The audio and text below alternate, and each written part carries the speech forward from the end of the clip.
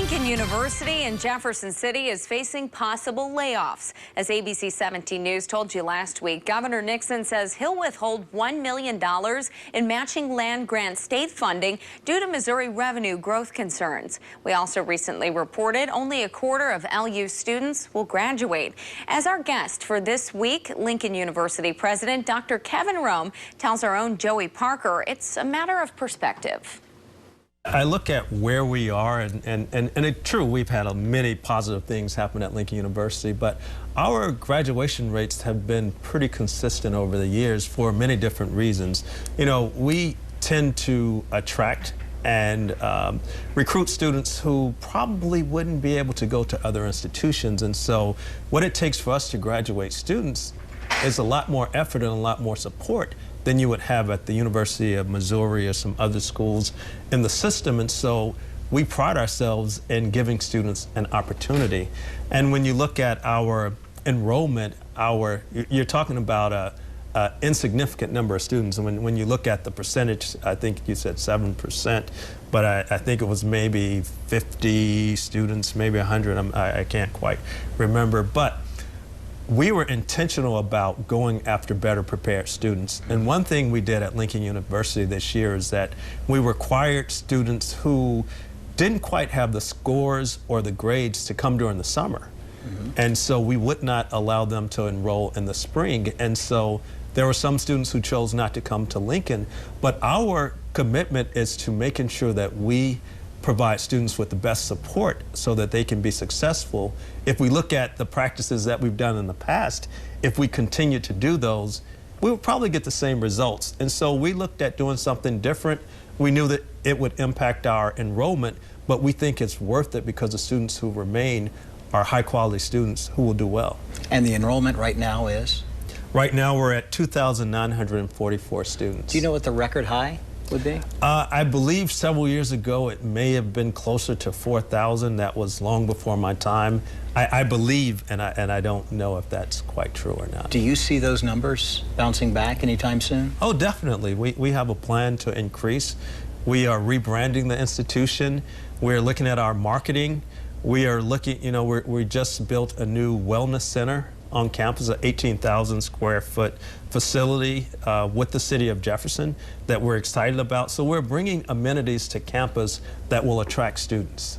You've had some faculty issues. Actually, the faculty senate, that recent vote of no confidence with Dr. Sewell. How are you guys dealing with that right now? Well, right now he's on a leave of absence, and we have an interim, Dr. Deborah Green, who came up through the ranks at Lincoln University, and I believe she'll do a phenomenal job while she's in place. You know, when it comes to faculty, they're like everyone else. Everyone has issues that they want addressed, which I think is very fair. And our goal is to address the issues of the faculty. They may not get everything that they want, because I don't believe that anyone does, but we hear them, we're listening, and we will address their concerns. It may not be as immediate as they would desire. We don't have the resources to address them as quickly as we would like to, but we're listening and we want to be responsive. We're almost at the end of the year. Yes. Can you believe it? 16 behind us. What's ahead in 2017 for Lincoln? Well, we're going to continue our rebranding. We hope to, at some point in the next year, start a comprehensive campaign and raise some money that will impact the institution. We'll be recruiting a new class coming in, and we'll be excited about that. We're hiring a new football coach. That'll be exciting.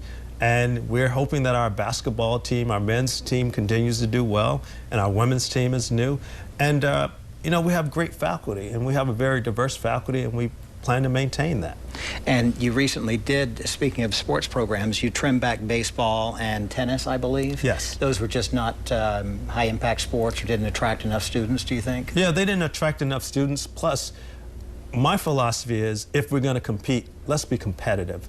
And the more spread out we are with our resources and our programs, the less we can invest in the programs that we have. And so we made a decision to invest more money in the programs that we do have, because I think it's unethical when you put student athletes out there when they really don't have a fair competitive edge when it comes to the comparison to their peers. Right now, the governor has withheld $1 million from your funding. That's a big problem, isn't it? Sure, absolutely. For a under-resourced or a small resource school, $1 million is significant. Our overall budget is only $40 million.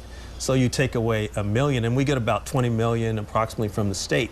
So if they withhold $1 million, that's significant. And the way that the land grant match works is the federal government gives us money based on our 1890s land grant status. Right. And we get approximately $7 million a year. And that's a match. And we have to match it dollar for dollar. And so if we get $20 million approximately from the state, if we have to take $7 million of that and match our land grant status, which comes out of our core and not additional funding the way it was intended to happen, that leaves us $13 million to operate.